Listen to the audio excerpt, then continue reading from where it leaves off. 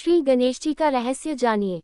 भारतीय धर्म और संस्कृति में भगवान गणेश जी सर्वप्रथम पूजनीय और प्रार्थनीय हैं।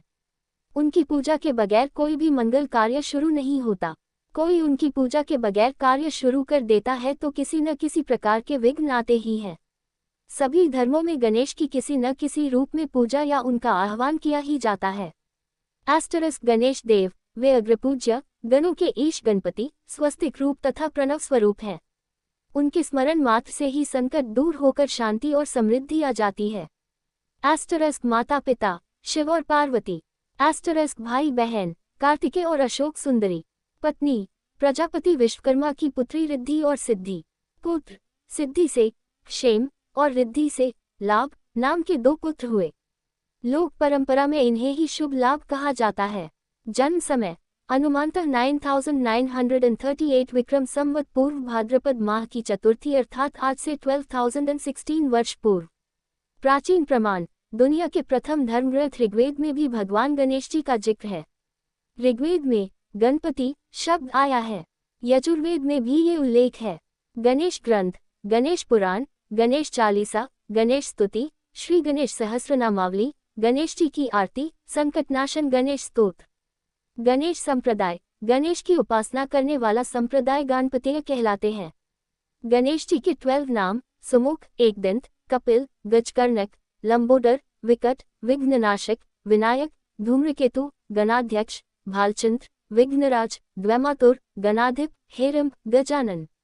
अन्य नाम अरुण वर्ण एकदंत गजमुख लंबोदर अरण वस्त्र त्रिपुंड तिलक मूषिकवाहन। गणेश का स्वरूप वे एकदंत और चतुर्बाहु हैं।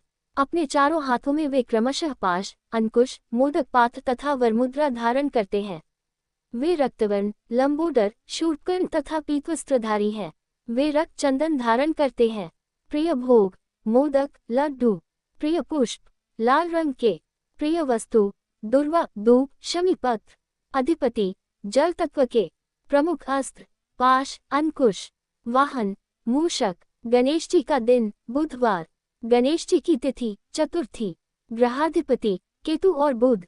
गणेश पूजा आरती केसरिया चंदन अक्षत दूर्वा अर्पित कर कपूर जलाकर उनकी पूजा और आरती की जाती है।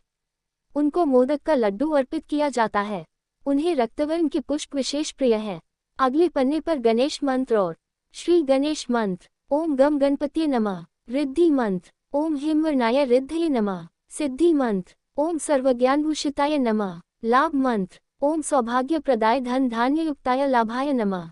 शुभ मंत्र ओम पूर्णाय पूर्णमदाय शुभाय नमः। 4 युग और 4 गणेश। अगले पन्ने पर गणेश पुराण के अनुसार प्रत्येक युग में गणेश जी का वाहन अलग रहा है। सतयुग भगवान गणेश जी का सतयुग में वाहन सिंह है और उनकी भुजाएं 10 है तथा नाम विनायक। त्रेतायुग श्री गणेश जी का त्रेतायुग में वाहन मयूर है, इसीलिए उनको मयूरेश्वर कहा गया है। उनकी भुजाएं 6 है और रंग श्वेत। द्वापर युग में उनका वाहन मूषक है और उनकी भुजाएं 4 है। इस युग में वे गजानन नाम से प्रसिद्ध है और उनका वर्ण लाल है।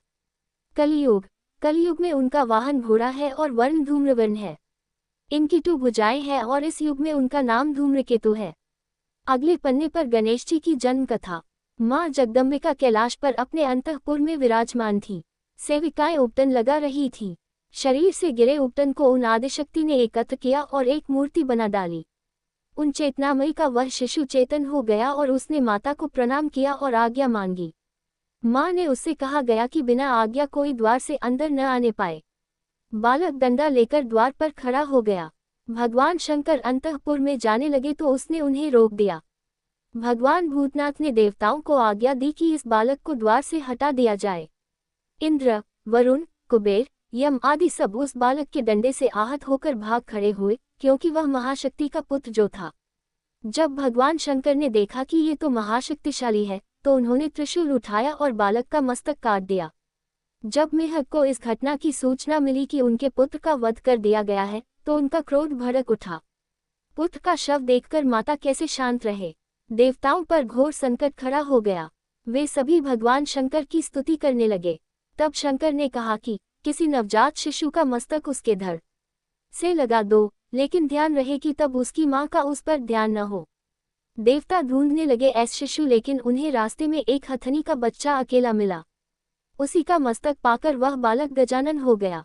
अपने अग्रज कार्तिकेय के साथ संग्राम में उनका एक दांत टूट गया और तब से गणेश जी एक दिन थे।